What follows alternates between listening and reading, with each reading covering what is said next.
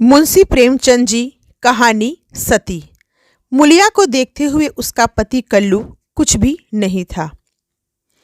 फिर क्या कारण है कि मुलिया संतुष्ट और प्रसन्न है और कल्लू चिंतित और सशंकित। मुलिया को कौड़ी मिली है, उसे दूसरा कौन पूछेगा। कल्लू को रत्न मिला है, उसके सैकड़ों ग्राहक हो सकते हैं। खासकर उसे अपने चचेरे भाई राजा से बहुत खटका रहता है। राजा रूपवान है, रसिक है, बातचीत में कुशल है, स्त्रियों को रिझाना जानता है। इससे कल्लू मुलिया को बाहर नहीं निकलने देता। उस पर किसी की निगाह भी पड़ जाए, यह उसे असह्य है। वह अब रात दिन मेहनत करता है जिससे मुलिया को किसी बात का कष्ट न हो। उसे न जाने किस पूर्व जन्म के संस्कार से ऐसी स्त्री मिल गई है। उस पर प्राणों को न्योछावर कर देना चाहता है। मुलिया का कभी सिर भी दुखता है तो उसकी जान निकल जाती है। मुलिया का भी यह हाल है कि जब तक वह घर नहीं आता मछली की भांति तड़पती रहती है। गांव में कितने ही युवक हैं जो मुलिया से छेड़छाड़ करते रहते हैं, पर उस युवती की दृष्टि में कुरूप कलुआ संसार भर के आदमियों से अच्छा है। एक दिन राजा ने कहा, भाभी भैया तुम्हारे जोग न थे। मुलिया बोली, भाग में तो वह लिखे थे, तुम कैसे मिलते। राजा ने मन में समझा, बस अब मार लिया है। बोला, विधि ने यही तो भूल की। मुलिया मुस्कुराकर बोली, अपनी भूल तो वही सुधारेगा। राजा निहाल हो गया। तीज के दिन कल्लू मुलिया के लिए लट्ठे की साड़ी लाया। चाहता तो था कि कोई अच्छी साड़ी ले, पर रुपए न थे और बाजार ने उधार न माना। राजा भी उस दिन अपने भाग्य की परीक्षा करना चाहता था। वह सुंदर चुंदरी लाकर मुलिया को भेंट की। मुलिया ने कहा, मेरे लिए तो साड़ी आ गई है। राजा बोला, मैंने देखी है तभी तो मैं इसे लाया। तुम्हारे लायक वह नहीं है।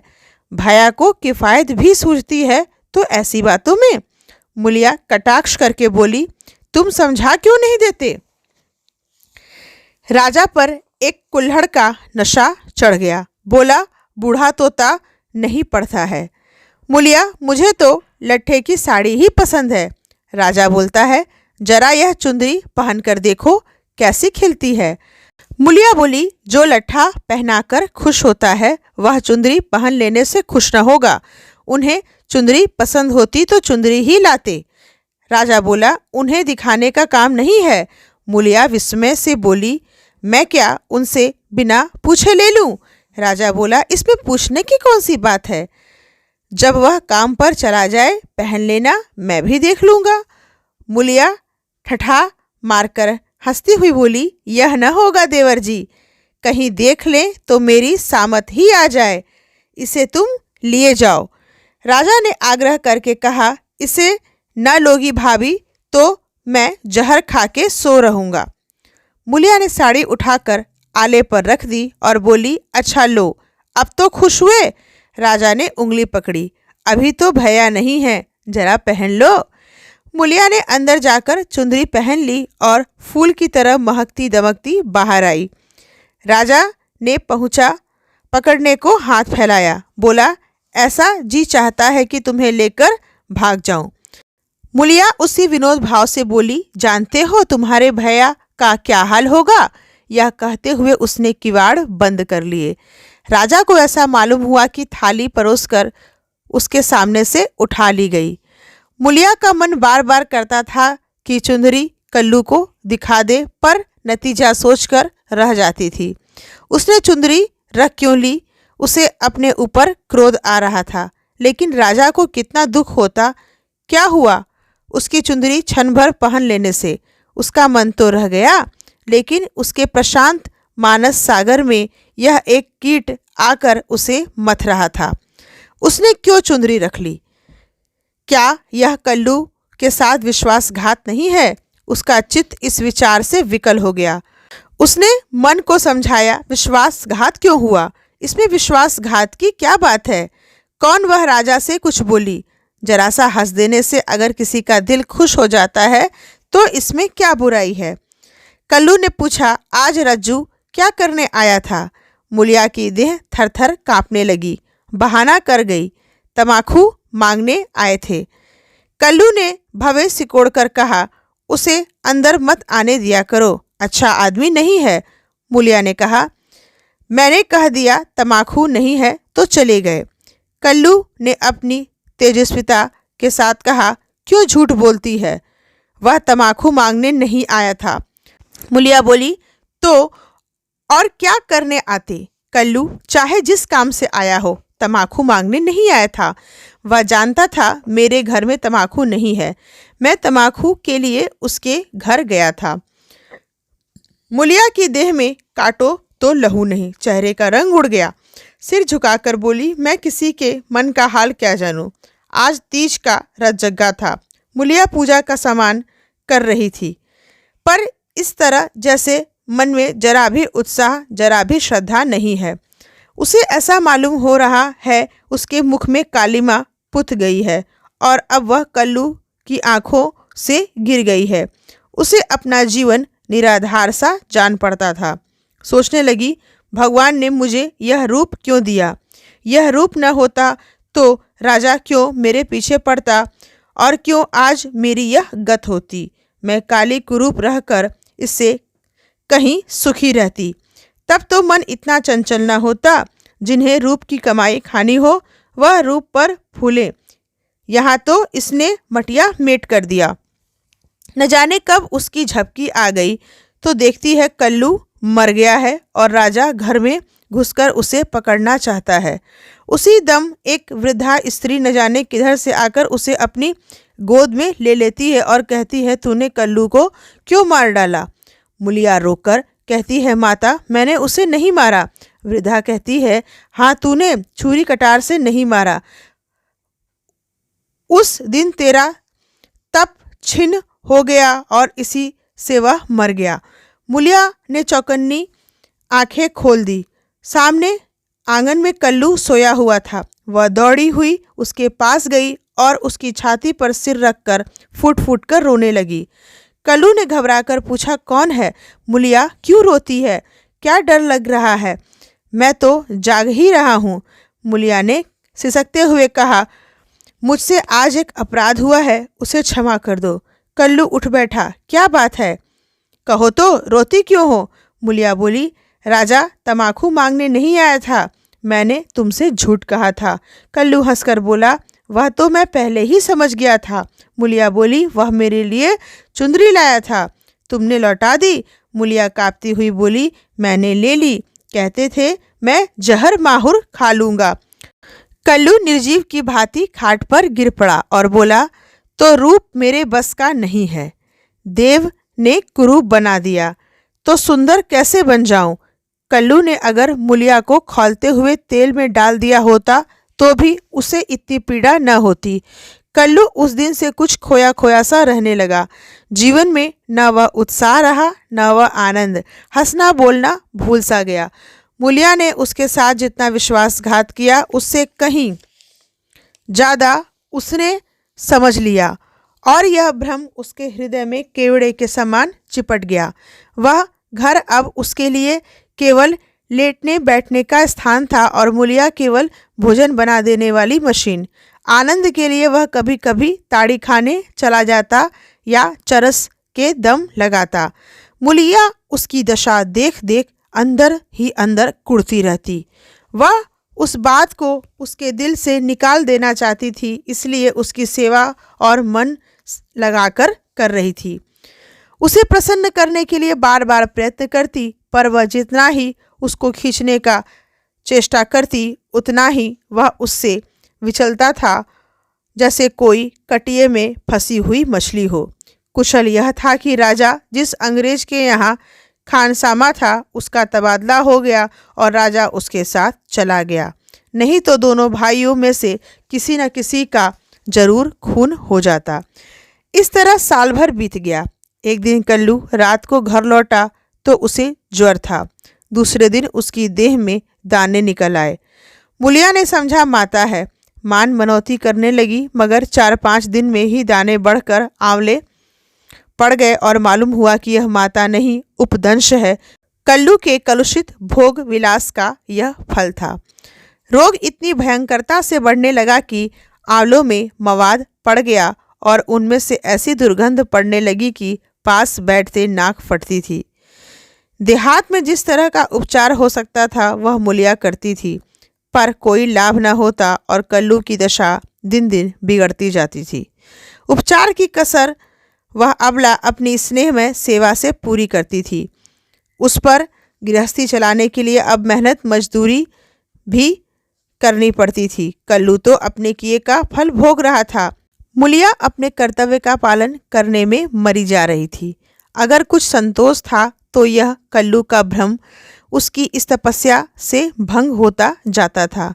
उसे अब विश्वास होने लगा था कि मूलिया अब भी उसी की है। वह अगर किसी तरह अच्छा हो जाता तो फिर उसे दिल में छिपा कर रखता और उसकी पूजा करता। प्रातःकाल था।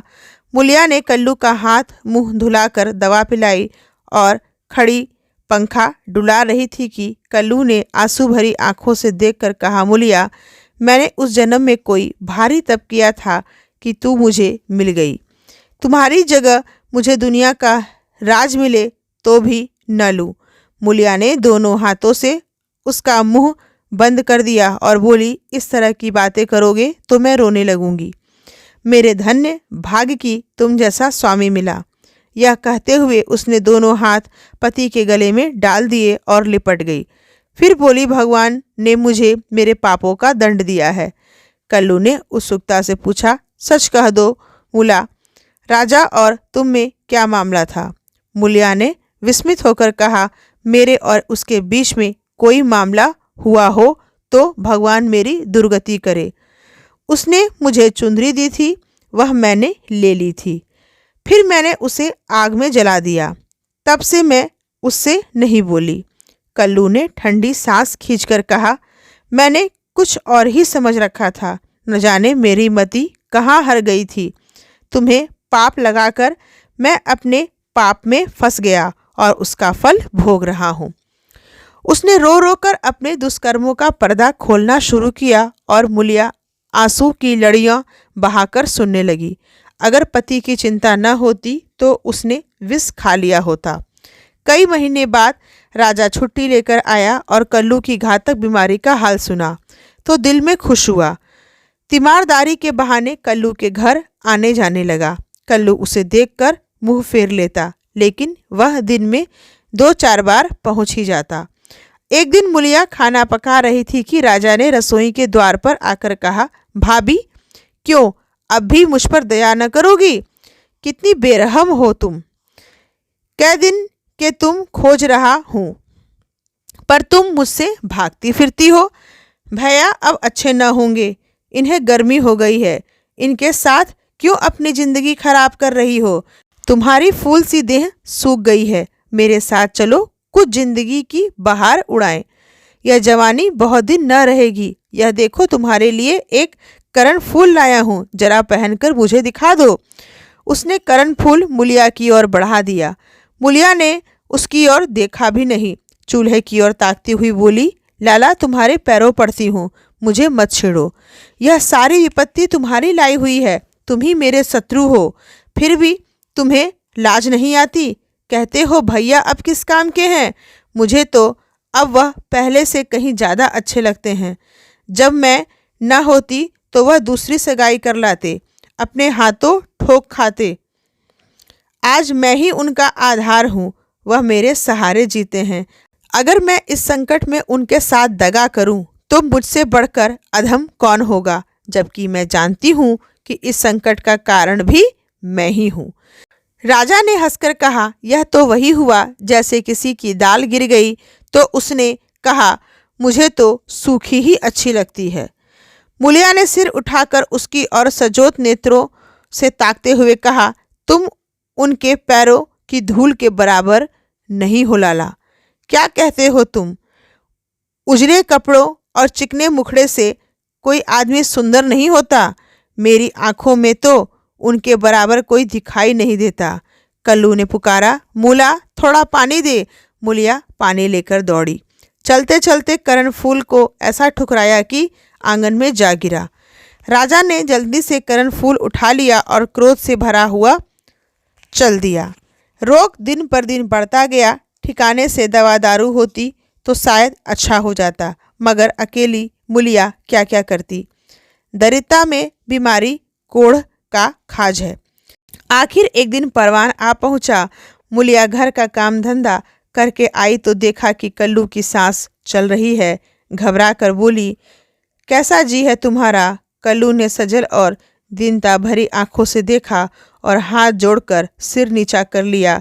यही अंतिम विदाई थी।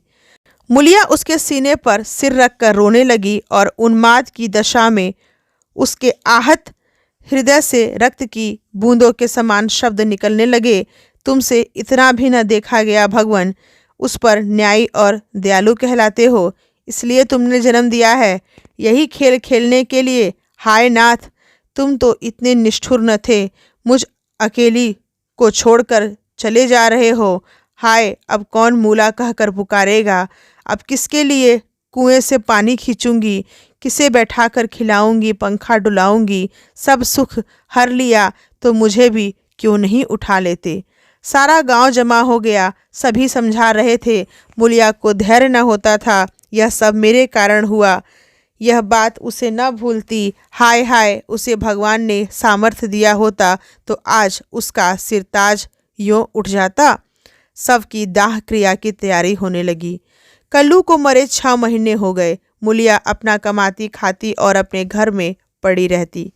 दिन भर काम धंधे से छुट्टी नहीं मिलती। हाँ, रात को एकांत में रो लिया करती है। उधर राजा की स्त्री मर गई, मगर 2-4 दिन के बाद वह फिर छैला बना घूमने लगा और भी छुट्टा साढ़ हो गया। अब की नौकरी पर से लौटा तो सीधे मुलिया के घर पहुंचा और इधर उधर की बातें करने के बाद बोला, भाभी, अब तो मेरी अभिलाषा पूरी करोगी या अभी और कुछ बाकी है? अब तो भैया भी नहीं रहे, इधर मेरी घरवाली भी सिधारी, मैंने तो उसका गम भुला दिया। तुम कब तक भैया के नाम को रोती रहोगी?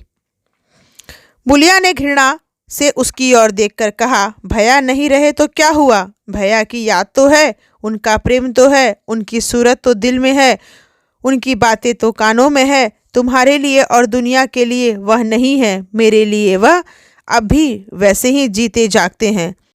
मैं अब भी उन्हें वैसे ही बैठे देखती हूँ। पहले तो देह का अंतर था, अब तो वह मुझसे और भी नगीच हो गए हैं और ज्यों-ज्यों दिन बीतेंगे और भी नगीच होते जाएंगे। पर बुरे घर में दाने की कौन कदर करता? जब घर खाली हो जाता है तब मालूम होता है कि दाना क्या है। पैसे वाले पैसे की कदर क्या जाने। पैसे की कदर तब होती है जब हाथ खाली हो जाता है, तब आदमी एक एक कौड़ी दांत से पकड़ता है। तुम्हें भगवान ने दिल ही नहीं दिया, तुम क्या जानो सोहबत क्या है। घरवाली को मरे अभी 6 महीने भी नहीं हुए और तुम साड़ बन बैठे। तुम मर गए होते तो इसी तरह वह भी अब तक किसी के पास चली गई होती। मैं जानती हूँ कि मैं मर जाती तो मेरा सिरताज जन्म भर मेरे नाम को रोया करता। ऐसे ही पुरुषों की स्त्रियां उन पर प्राण देती हैं। तुम जैसे सौहदों के भाग में पत्तल चाटना लिखा है। चाटो, मगर खबरदार, आज से मेरे घर में पाँव न रखना, नहीं तो जान से हाथ धोओगे। बस निकल जाओ। उसके मुख पर ऐसा तेज स्वर में इतनी कटुता थी कि राजा को जबान खोलने का भी साहस न हुआ। चुपके से निकल गया। तो दोस्तों, यह कहानी आपको कैसी लगी कमेंट करके ज़रूर बताएं और अगर आप मेरे चैनल पर नए हैं तो चैनल को सब्सक्राइब करें और वीडियो को लाइक करें। जल्द मिलते हैं दूसरी कहानी के साथ। जय हिंदी, जय भारत।